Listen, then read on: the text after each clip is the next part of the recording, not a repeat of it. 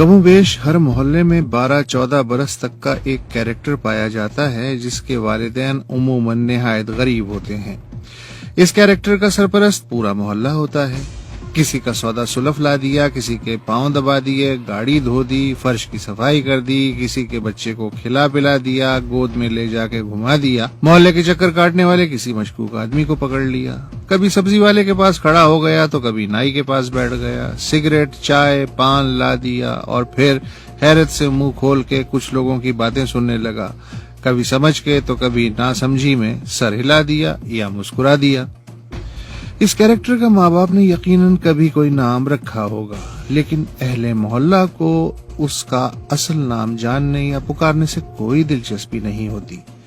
उसका खुद ब खुद कोई जेनरिक सा नाम पड़ जाता है और फिर यही शनाख्त बन के चिपक जाता है।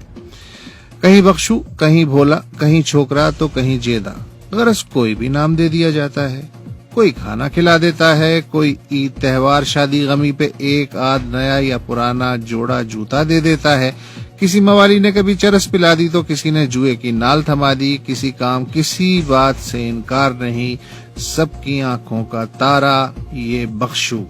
जब ये बख्शू जवान हो जाता है तो फिर उसे घरों के अंदर का काम देने की बजाय बैरूनी काम दिए जाते हैं और फिर वो मोहल्ले इलाके की किसी मुतमव्विल और बाअसर सियासी और समाजी शख्सियत की औताक, बैठक, हुजरे या चौपाल का हिस्सा बन जाता है।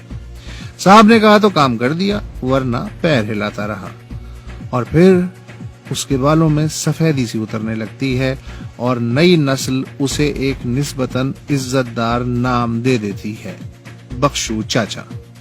और एक दिन वो मर जाता है या कहीं गायब हो जाता है। कुछ दिनों तस्करा रहता है और फिर मोहल्ला उस जैसे किसी और को बख्शू चाचा, बख्शू हाजी या बख्शू साईं का ताज पहना देता है। मुझे अपना ये मुल्क भी बख्शू लगने लगा है, जो सबके काम आवे है, भले दूसरे उसके काम आवे ना आवे। यार बख्शू, कोरिया में लड़ाई हो रही है, अपने कुछ फौजी ले आ। अच्छा साहब।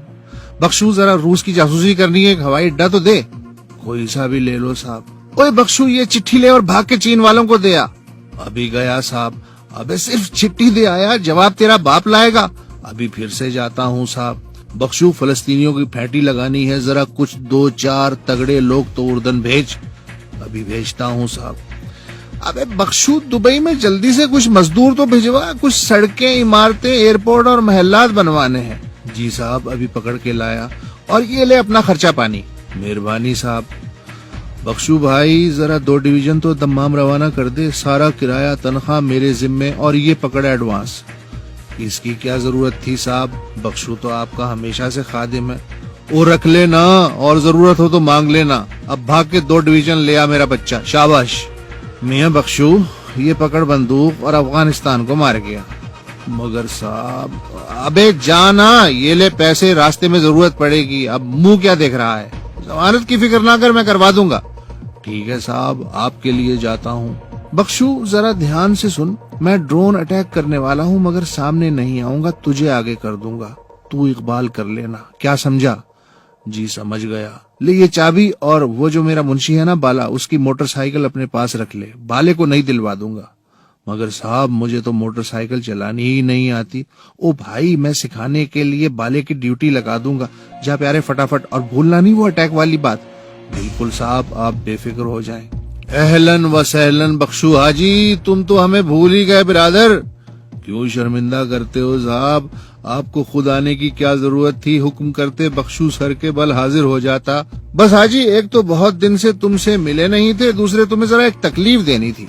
कुछ लड़के शाम भिजवाने के लिए ट्रेन करने हैं। सबने कहा अपने हाजी बख्शू से बेहतर कौन ट्रेनिंग देगा।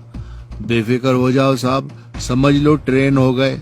और हाँ, वो बहरीन वाले कह रहे थे कि आप हमारी तरफ से बख्शू हाजी का शुक्रिया अदा कर देना, जिसके बंदों ने बहरीन के शरपसंदों की तबीयत साफ करके रख दी।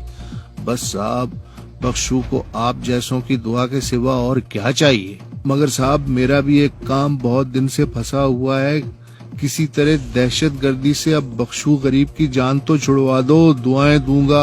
अरे छुड़वा देंगे जान भी, तुझे तो हर वक्त अपनी ही पड़ी रहती है हाजी। पहले ये लड़के तो ट्रेन कर। ठीक है साहब, जैसे आप कहें। और सुन, जरा जल्दी कर, तुझे तिलोर के शिकार पे हाका भी लगाना है। अच्छा साहब, ये भी हो जाएगा। बख्शू को और कोई हुक्म साहब?